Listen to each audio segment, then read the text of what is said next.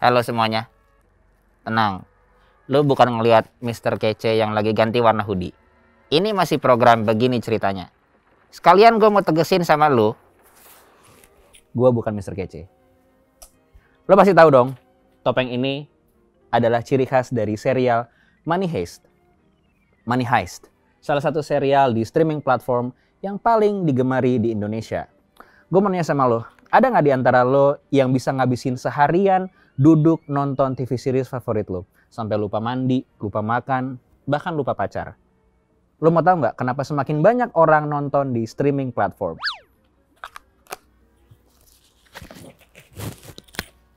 Begini ceritanya.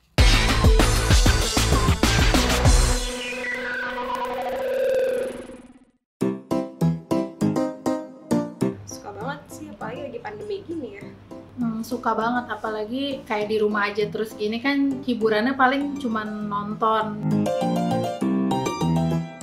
Kebanyakan sih yang pasti bukan film-film cewek unyu-unyu sih, lebih suka yang kayak pembunuhan atau kayak kartel, atau kayak lebih ke mafia gitu sih. Lebih suka film-film drama, terus habis itu selain drama tuh yang kayak action, terus kayak perampokan gitu-gitu. Misalkan kayak bener-bener lagi kena banget nih, itu bisa kayak ya udah seharian full aja nonton sampai lupa mandi segala macam tuh bisa. Cuman ada momennya juga kayak lagi udah mau break dulu tuh juga bisa juga sih. 2-3 hari sih satu season. Jadi kalau misalkan kayak 4 seasonnya Money Heist tuh 2-3 minggu udah kelar sih. Jadi kalau di antara lo ada yang mengaku bahwa lo bisa ngabisin satu harian untuk nonton series favorit lo di streaming platform, itu artinya lo udah mengalami fenomena yang disebut dengan binge watching. Jadi di Indonesia, streaming platform itu baik dari lokal maupun dari luar negeri, udah ada banyak banget di sini.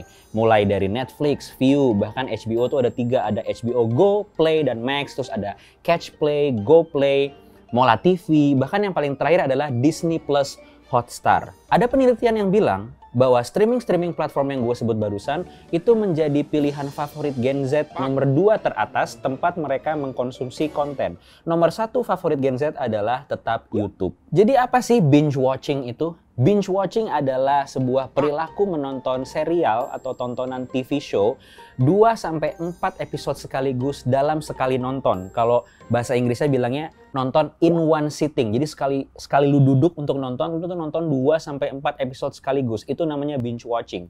Tren ini mulai booming 7 tahun lalu, sekitar tahun 2013 ketika Netflix menciptakan cara baru untuk orang menikmati serial favoritnya. Gimana caranya? Jadi lewat Netflix, lu tuh bisa nonton sebanyak berapapun episode yang lu mau tonton selama lu kuat, mata lu selama lu kuat, dan selama lu punya waktunya gitu. Kenapa? Ini memungkinkan karena di Netflix, TV show-nya itu ada di platformnya, seluruh seasonnya, bahkan satu season dan seluruh episode itu udah langsung ada. Jadi lu nggak perlu nunggu mingguan gitu ya, kayak tipe-tipe nonton yang sebelumnya gitu. Jadi di platform itu udah langsung ada satu season full dengan semua episodenya. Tentu ini beda banget dengan tahun-tahun sebelumnya. Dimana sebelum ada Netflix, lu bayangin perbandingannya ya. Dulu, seseorang untuk nonton 10 season sitcom Friends menghabiskan waktu 10 tahun. Dari tahun 94, habisnya di 2004. Sekarang, lu bisa nonton 10 season sitcom Friends mungkin dalam waktu 10 hari. Kalau misalnya lu nontonnya non-stop. Gue jadi berpikir apakah jangan-jangan Netflix sengaja mendesain perilaku ini. Salah satu karakter dari Gen Z dan Millennials adalah fear of missing out atau yang biasa disingkat FOMO. Nah, karena di streaming platform itu sudah tersedia berseason-season TV show favorit mereka, jadi karakter FOMO ini cenderung membuat anak muda nonton semua sekaligus sampai habis untuk menghindari spoiler dari percakapan di sosial media atau mungkin di interaksi sosial lingkungan pertemanan mereka. Jadi mereka pikir daripada gue kena spoiler atau serunya nanggung, mending sekalian gue habisin aja satu season, toh semuanya ada di situ. Yang tadi gue ceritain itu baru TV series. Tapi streaming platform ini juga menyediakan film panjang gitu. Film panjang yang dibuat studio-studio lain, atau mereka juga menyediakan film original khusus streaming platform itu, yang biasa disebut Netflix Originals, HBO Originals gitu. Jadi baik series maupun film, lu tuh bisa nonton berbagai macam genre di platform ini. crime, thriller, drama, musikal, action, pokoknya semuanya ada deh. Dan filmnya juga tidak terbatas film-film Hollywood doang atau series-series Hollywood juga. Dari berbagai negara pun ada di sini, mau Jepang, Korea, India, bahkan Indonesia, semuanya ada. Dengan beragamnya tontonan di streaming platform, lu sebagai konsumen, sebagai penonton, punya kendali penuh atas series atau film apa yang mau lu tonton. Bandingin bedanya sama TV terestrial atau TV konvensional di mana lu tidak punya kontrol karena mereka sudah punya jam tayang sendiri, sudah punya program acara sendiri yang diatur oleh mereka gitu. Streaming platform juga bisa ditonton di berbagai tempat. Lo nggak harus nonton di satu layar doang atau di laptop aja atau di komputer aja. Bahkan lo bisa nonton di gadget lo, di luar rumah, sambil di mana, itu mobile banget. Belum lagi mereka juga menyediakan fitur yang namanya menyimpan tontonan ke watchlist. Jadi misalnya nih, lo lagi nyari-nyari judul ya, lagi lihat-lihat katalog mereka gitu. Habis itu ada satu yang mungkin secara trailer atau secara konsep cerita bikin lo tertarik, tapi lo belum punya waktu untuk nontonnya, lo bisa masukin itu ke watchlist. Biasanya banyak banget orang yang nyari judul, dimasukin watchlist semua, tapi nggak ada yang tonton-tonton. Contohnya gue, watchlist gue udah numpuk banget, tapi banyak yang belum gue tonton. Misalnya gue mikir nih, weekend ini gue mau nonton, ada 3 jam, bisa nonton streaming. 3 jam ngabis buat nyari judul doang. Anyway, fitur ini yang bikin Gen Z dan millennials tertarik karena mereka suka kebebasan dan tidak suka diatur-atur.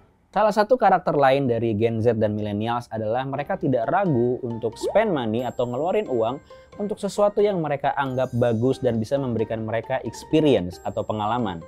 Buat Gen Z dan millennials, good content and good experience is worth the money. Ini kuotas dari gua ya. Emang good content di streaming platform itu seperti apa sih? Ya contohnya aja nih udah ada 2 bukti. 2 film Netflix Originals itu ada yang masuk nominasi Academy Award buat Oscar. Yang pertama adalah Marriage Story buatan Noah Baumbach. Satu lagi adalah film The Irishman buatan Martin Scorsese. Bahkan filmmaker legendaris sekelas Martin Scorsese aja mau bikin film original di streaming platform Netflix. Secara nggak langsung, kehadiran streaming platform ini memberikan dampak positif baik dari sisi penontonnya dan juga dari sisi kreatornya. Sisi penontonnya, lu sebagai konsumen semakin punya kontrol dan semakin punya pembanding konten yang bagus itu seperti apa, dan lu bisa melihat contoh-contoh konten yang benar-benar digarap dengan serius. Dan dengan ada banyaknya katalog dan pilihan, lu juga semakin terpapar ke tipe-tipe tontonan sehingga preference dan taste lu juga semakin meluas. Dari sisi kreator, mereka tertantang secara kreativitas dan secara ide, bahkan tertantang secara kualitas skala produksi. Kalau lo perhatiin, sekarang serial-serial di streaming platform ini kualitasnya udah jauh berbeda dibandingkan dengan serial-serial yang diproduksi 10 tahun lalu. Saat ini bisa dibilang bahkan untuk sebuah serial episodik aja gitu ya, yang satu seasonnya ada 10 episode gitu.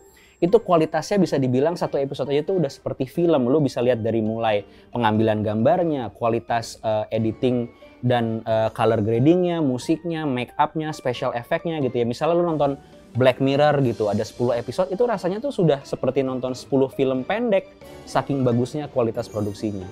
Streaming platform change the game. Jadi kenapa streaming platform semakin banyak diminati orang? Ayo kita recap. Pendek amat skripnya. Lo tau kan kalau gue ngomong ayo kita recap, tandanya udah mau habis. Ayo kita recap. Yang pertama, karena streaming platform memberikan lu sebagai penonton kontrol penuh akan tontonan yang mau lo tonton. Bukan cuma tipe tontonannya, tapi juga waktu nonton dan lokasi nontonnya. Kalau lo nggak bisa nonton sekarang, bisa lo masukin watchlist buat lo nonton entar-entar. Dan lo juga nggak harus nonton di rumah doang. Kalau lo mau nonton di luar, di jalan, di kantor, lo bisa nonton di gadget lo. Nomor 2. Karena banyaknya streaming platform, mulai ada Disney+, Netflix, Viu, Hulu, Catchplay, semua yang gue sebutin di depan tadi, lu juga diberikan berbagai ragam tipe konten, mulai dari genre, bahkan series, dan juga film panjang. Nomor 3, tontonan di streaming platform terbukti bagus, jadi secara nggak langsung, itu juga mengupgrade taste dan preference lu sebagai penonton. Juga men-challenge para kreator untuk meningkatkan kreativitas mereka dan juga kualitas produksi mereka. Jadi lu udah ngabisin berapa jam buat binge watch dan udah ada berapa judul yang lu anggurin di watchlist?